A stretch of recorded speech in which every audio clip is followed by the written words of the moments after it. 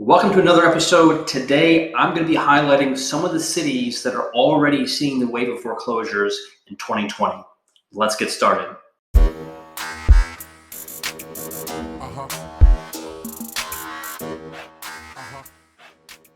All right, welcome back here. So this is a live format, no editing here. I'm just going to go through some topics that I've been, closely following. And we've been talking about the 2020 and 2021 crash and where it's going to hit, how it's going to hit, what kind of product it's going to hit. And I continue to believe that it's going to be hitting the C and D class product primarily, occasionally the B and A class, but B's class is probably going to be just fine. Some of the higher end luxury in the upper cities like New York, Seattle, San Francisco, they're obviously going to have their pain.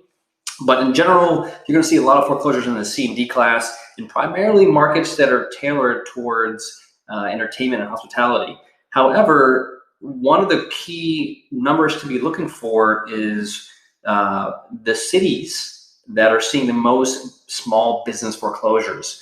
Small business foreclosures is a massive tax revenue and a massive part of the GDP for many economies, right? And so we're already beginning to see some of those foreclosures happening. And again, the protection of foreclosure runs out here in March. I don't know, depending on the Senate, if it goes Republican or Democrat, I don't know how extensive the extension is going to be on the foreclosures. So we potentially might see some risk in these markets, and they're already starting to show their colors. And some are actually surprising. And let me go with some of the ones that were not surprising. And I've been saying Florida is going to be a market that is going to feel the pain. And to no surprise, two of the top 5 markets that are in pain right now, one is Jacksonville, Florida. And they are ranked number 4 in terms of the foreclosure. Again, I continue to think that you think about Florida, and not all parts of Florida, but a lot of Florida is geared towards entertainment, hospitality, beaches, tourism, and what have you. And so those are all things that are contracting in a rapid fashion due to COVID. And so I don't see that changing until probably Q3 of next year, 2021. So there's a lot of pain in those markets, and you've got to be careful. So again, Jacksonville, Florida is a big one, as well as Miami, Florida. Now, what I find fascinating is that Miami has proven time and time again to get hit hard and then rebound quickly. So again, I've been telling my clients, and I'm telling you here, keep your ears to the ground and eyes open for deals. Don't catch a falling knife, but do watch the prices contract. And as they contract, look at levels today and then see how big of a difference they are from today and where they're going. And when the profit is substantial, consider pulling the trigger. A good benchmark might be 2008 to measure the cities like Miami that took a huge bath in 2008. Some other markets, one that was surprising to me was Birmingham, Alabama. Birmingham has a substantial banking sector, and banks are in trouble right now, and they probably will be for some time.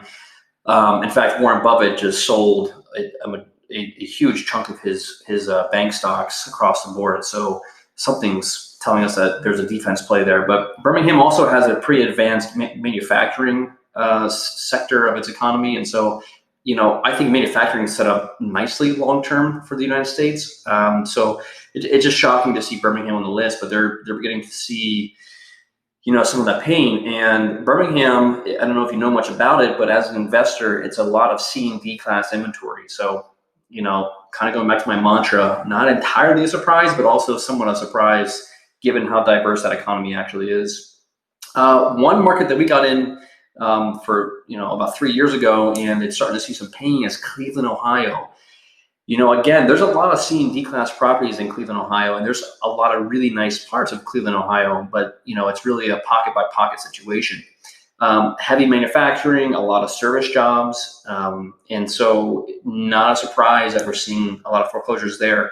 Places such as Ohio City on the west side, downtown, a lot of that's geared towards tourism, hospitality, entertainment, and that theme is going to be true for most cities. Any pockets that are tailored towards entertainment and hospitality are going to feel the pinch, okay?